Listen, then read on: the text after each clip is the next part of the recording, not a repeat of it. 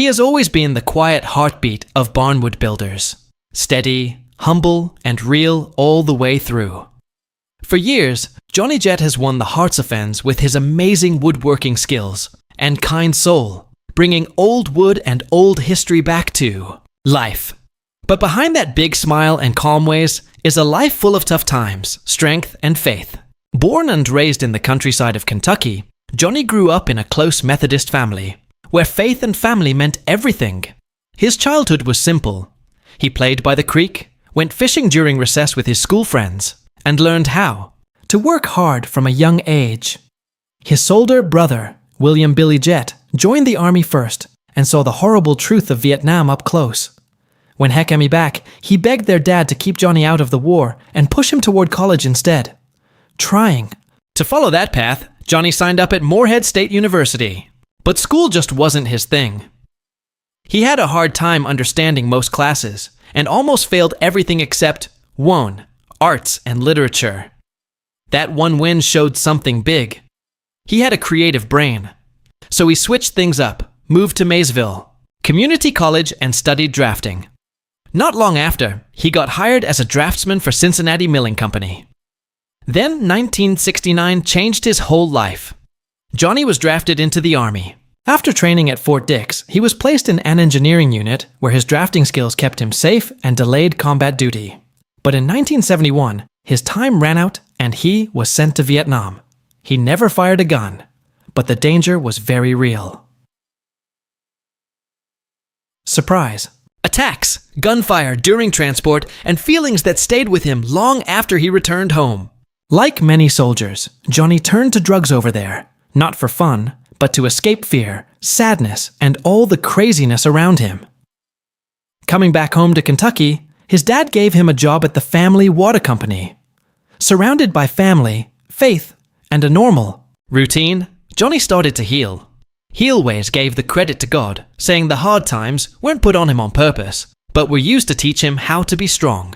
Later on, he began sharing his story with others fighting addiction, giving them hope just like he'd needed hope himself. Meanwhile, his brother Billy had started building and fixing up old cabins. Inspired by him, Johnny jumped in too. He found an old cabin, but found out it was still being lived in. When the people moved out, and the owner let him have the building, Johnny and Billy took it apart log by log and put it back together on the family farm. That cabin wasn't just a project. It was the start of Johnny's true calling in life. Billy and Johnny worked side by side, connected by their love for history, good craftsmanship, and each other. Then something really sad happened. Billy passed away in 1995, leaving one last cabin not yet done. Crushed but determined, Johnny promised to finish it. His best friend, Sherman Thompson, came in to help. Together, they finished Billy's last project and without knowing it, started a business. Johnny quit his job, threw himself into fixing up old pioneer buildings, and started looking all over Kentucky for cabins that were hundreds of years old, along with Sherman. They saved every log and stacked them in what they called their boneyard. In 1996, something special happened. A young man named Mark Bowe showed up looking for old cabin logs. Their first talk together became famous locally. Johnny joked that he was thinking about getting out of the business right when Mark was just getting started. But instead of going their own ways, all three joined forces. By 1998, Johnny and Sherman teamed up with Mark's new company, Antique Cabins. And Barnes thought Johnny's skills, hard work, and ability with machines made him a key part of the team. Years later, a film producer noticed their work and pitched the idea of a documentary. Film festivals loved it. A TV pilot came next, but TV networks said no. Too calm, too real, too honest for the drama-loving era of American Chopper. Offers came.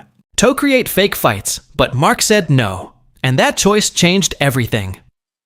When DIY Network showed up wanting something real, Barnwood Builders was born. The show didn't need conflict. It ran on skill, heart, and American history. By the time Johnny officially joined the TV cast in 2013, the team had already built a name for amazing craftsmanship, respect for the past, and true friendship. Fans all over the world fell in love with Johnny. His laid-back humor, quiet faith, amazing. Skills with heavy equipment, and never give up work ethic. Johnny never played a character. He just showed who he really was. His favorite places were the wide-open views of the Four Corners area, a place so different from his Appalachian home that it felt like visiting another planet. His co-stars were more like family. They spent nights at his cabin sharing food, laughs, and good memories. Sometimes in between filming seasons, Johnny would quietly start his own restoration projects, like an old chapel he found falling apart all on its own. When the team heard what he was doing, they showed up to help. The cameras rolled, not staged at all, but catching real friendship in action. Barnwood Builders moved to the Magnolia Network in 2022 and blew up in popularity, going from 60 million homes to nearly 500 million. Then came the big shock. A rumor spread online that Johnny Jett had died. Fans were scared, posts spread everywhere, and people sent their condolences. But it wasn't him at all. It was a man with the same name from Texas. When Johnny saw the fake obituary, he didn't get mad. He smiled humbly, thankful for all the love people showed him. He keeps on working, making art, building rustic pieces that fans rush to be. He enjoys a quiet life with his wife Donna, and stays close to his grandchildren Jonathan and Nicholas, the children of his late son, Johnny Eugene, who passed away in 2017. Even after so many years doing this work, Johnny stays exactly the same. Down to earth, faithful, and grateful. He's living proof that real heroes aren't always in the spotlight. Sometimes they wear work boots and carry history on their shoulders. And as long as old barns need saving and forgotten cabins are calling for new life, Johnny Jett will be right there. Steady hands, humble heart, keeping America's past alive, one log at a time. Because in his eyes, he's not famous, just truly blessed.